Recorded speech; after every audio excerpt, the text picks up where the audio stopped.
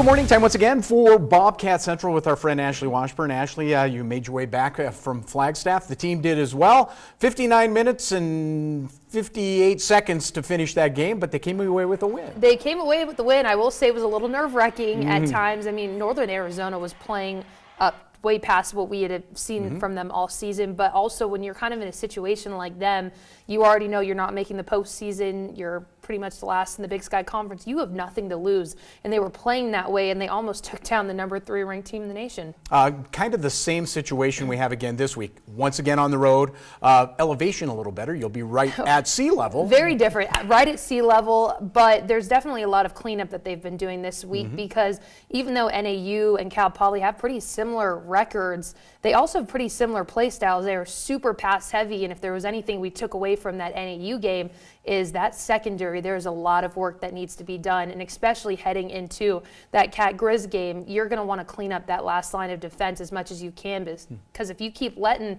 those passes get by you, that's what runs up the score. Yeah, we never got a chance to see that this week in Missoula because you couldn't see from the end of the field to the end of the field. That's not going to be the case there. No, it's going to be nice and sunny, it looks like, in California, which it'll be nice to escape some of this cold weather. This, though, is one of the, as I see it, one of the most dangerous games on your schedule as you're looking to go into that postseason. That's what you're looking to go into that Cat Grizz game, because anything goes wrong here, it's really hard to get around that. It's the second to last game of the regular season, pre-Cat Grizz, which has so many things at stake.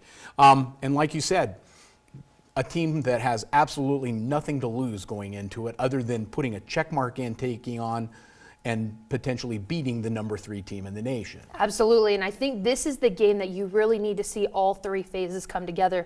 I think it's safe to say we really haven't seen a game all season where all 3 phases have come together for Montana State. Maybe the most complete game was UC Davis, but other than that, you know, thankfully you're seeing the offense step up, but then on the defensive side of the ball, you're seeing those deep balls get passed, or vice versa, maybe some takeaways on offense. And so this is a game you really want to see all 3 phases come together, because if there's anything about that Cat Grizz game, that's when things will get exposed. And if things happen the way they should in Cal Poly, you are playing for the Big Sky Championship next weekend. The thing that I see, the real positive other than that W coming out of that is the Bobcats learned how to finish. Yes. And that's exactly what it took to get that win in there. As I see it, all top 3 teams had to do some, only winning by 3 all the way around. Doesn't matter what the number is, really, it's finishing the game. They certainly did that in Arizona.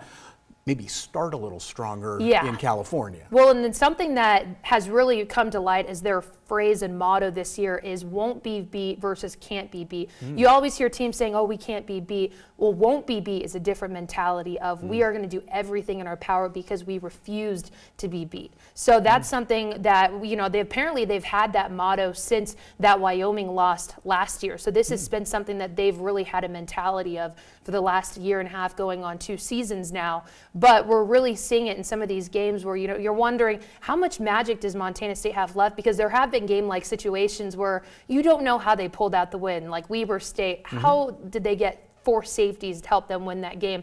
But it's the refusing to lose. So I think that you saw that for sure against NAU when you have 1 minute and 1 second left on the clock, and Tommy Malott leads a game-winning drive with that huge pass to Taco Dowler. I mean, that was an unscripted play, but it was one of those situations. Taco Dowler was able to get those defenders behind him, and you have Tommy running out on the right sideline, just throwing a beautiful pass, deep shot downfield. I mean, those are the plays that's saying, okay, we refuse to lose. Well, put your coat on, go home, pack your bags. Yeah.